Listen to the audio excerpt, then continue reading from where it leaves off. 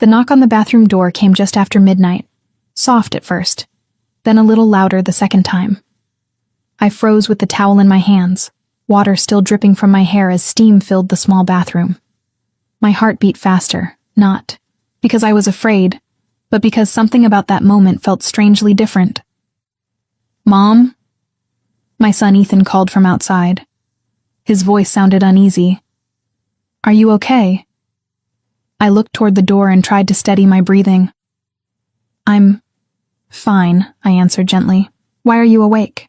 There was a pause before he spoke again. "I heard you crying." The words hit me harder than I expected. For a second, I couldn't answer. I stared at my reflection in the foggy mirror, barely recognizing the tired woman standing there. At 43, I had gotten used to hiding my emotions. After my divorce 3 years earlier, life had become a routine of work, bills, quiet dinners, and pretending everything was under control. Ethan had already been through enough. I never wanted him carrying the weight of my sadness, too. But somehow, tonight he had heard me. "I'm okay," I whispered again, though this time it sounded less convincing. The door remained closed, yet I could almost picture him standing there in the hallway with that worried expression he'd had since childhood. Whenever something felt wrong. Ethan was 22 now, taller than me, calmer than his father ever was, and somehow more emotionally aware than most adults I knew. "You don't have to pretend with me," he said quietly. I closed my eyes. That sentence broke something open, inside me. 10 minutes later, I stepped into the kitchen wearing comfortable pajamas, my damp hair resting over my shoulders. Ethan was leaning against the counter making tea, the warm yellow kitchen light softening the sharp lines of his face. He looked up when I entered, and for a moment, neither of us spoke. "I made chamomile," he said. "You always drink it when you can't sleep." I smiled faintly. "You remember everything." He gave a small shrug. "Someone has to." His words carried more meaning than he intended. Or maybe exactly as much meaning as he intended. I sat across from him at the table, while rain tapped gently against the windows. The silence between us wasn't uncomfortable. It was familiar, lived in. Ethan had always been the quiet type, but after the divorce, we had become closer in ways I never expected. It wasn't unhealthy or strange. It was simply two lonely people learning how to hold a broken family together. Still lately, something had changed. Not between us exactly, but around us. In the house, in the air. He noticed things more now. The way I forced smiles during phone calls. The way I stared too long out the living room window. The way I avoided talking about relationships entirely. "You miss him sometimes?" Ethan finally asked. I laughed softly under my breath. "Your father?" He nodded. I wrapped my hands around the warm mug. "I miss who I thought he was." Ethan looked down at the tea in front of him. "I never understood how someone could leave you so easily." The sadness in his voice surprised me. "Ethan, no, I mean it," he interrupted gently. "You spent years loving everyone else first." I looked away quickly, suddenly emotional again. Hearing kindness after years of emotional distance from my ex-husband felt unfamiliar. Dangerous even. "You sound older every day," I said softly. Maybe I had to grow up fast. That hurt because it was true. The rain outside became heavier, filling the silence between us. Ethan leaned back in his chair and studied me for a second before speaking again. "You should let someone love you again." I blinked in surprise. "Where did that come from?" "I'm serious." I gave a nervous smile. "I think romance left me a long time ago." "No," he said quietly. "I think you buried it." His words lingered in the room. For some reason, I suddenly became aware of everything. The late hour, the dim kitchen light, the warmth of the tea between my hands, the softness in his expression. It wasn't romance. It wasn't inappropriate, but it was intimacy in the purest emotional sense, the kind built through years of surviving pain together. And maybe that was what scared me most. Because emotional closeness can sometimes blur lines in ways people don't expect. Not physical lines, human lines. The boundaries between dependence and comfort, between healing and loneliness. I stood up slowly and carried my mug to the sink.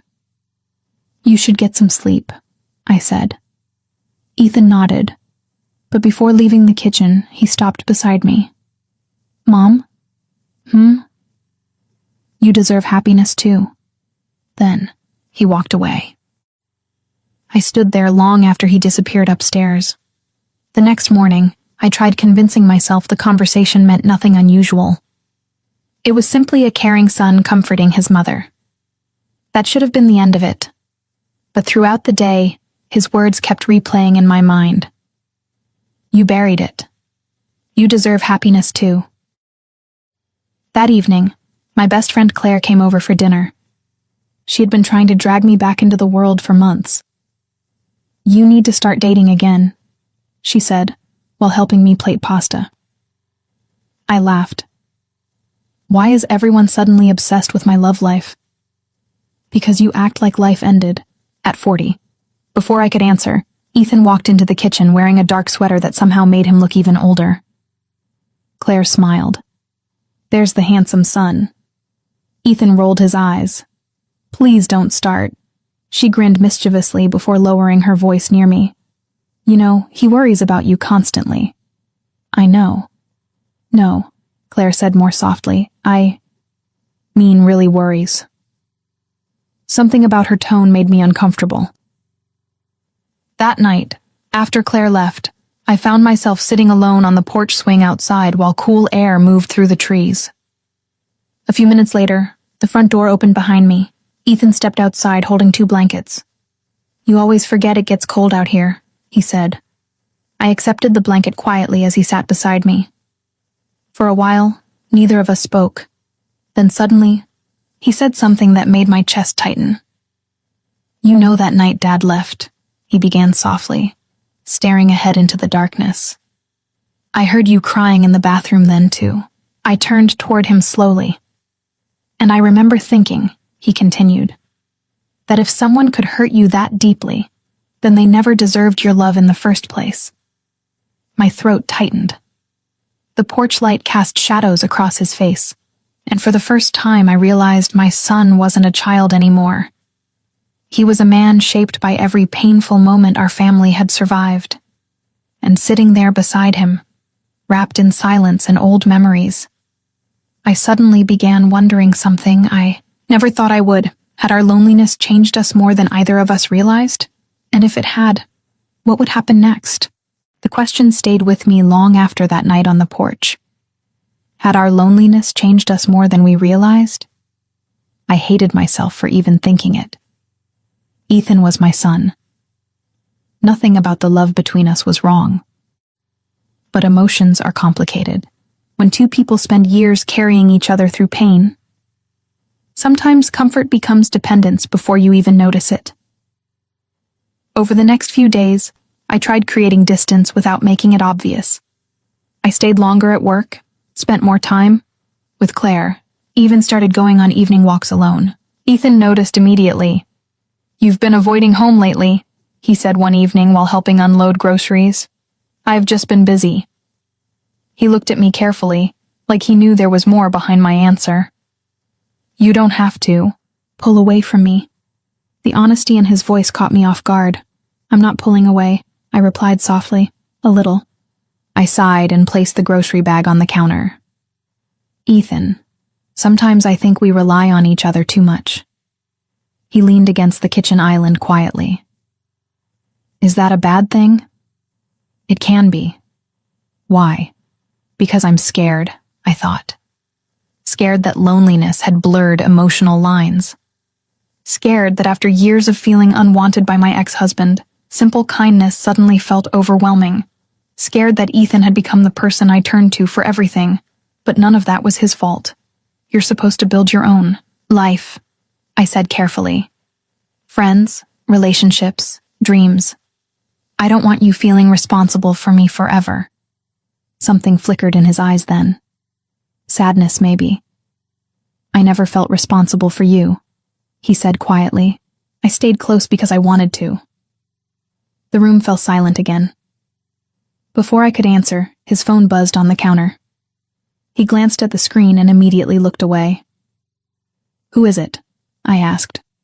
No one. I raised an eyebrow.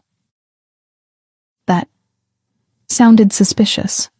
For the first time in days, he smiled slightly. It's just a girl from work. Something inside me unexpectedly relaxed. A girl from work? I repeated. And you weren't going to tell me? There's nothing to tell yet, he laughed softly under his breath, shaking his head. Her name was Lily. Over the next few weeks, Ethan mentioned her more often without realizing it. Small things at first. A joke she made, coffee breaks together, a movie recommendation. Every time he talked about her, his expression changed in a way I hadn't seen in years. Lighter, younger, and strangely, hearing about her helped me breathe again. One Saturday afternoon, I was folding laundry when Ethan walked into the room wearing a navy button-up shirt. You look nice, I said casually. He rubbed the back of his neck. Lily asked me to dinner. I smiled before I could stop myself. That's wonderful. You really think so? Of course. For a moment he simply stood there watching me. Then he asked the question I didn't expect. Does it bother you? I looked up from the towel in my hands.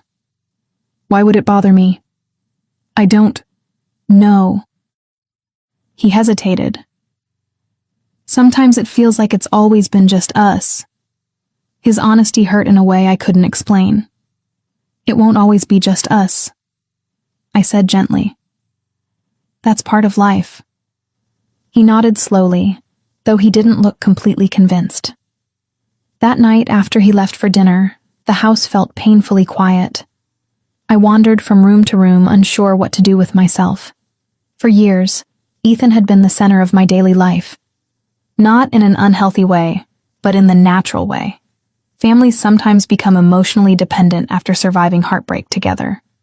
Now, sitting alone in the living room, I realized something difficult. I hadn't just been afraid of losing him. Emotionally, I'd been afraid of being alone again. The realization stung. Around 10 that evening, Claire called me. So? She asked immediately. How's the date night? I laughed softly. You mean Ethan's date night?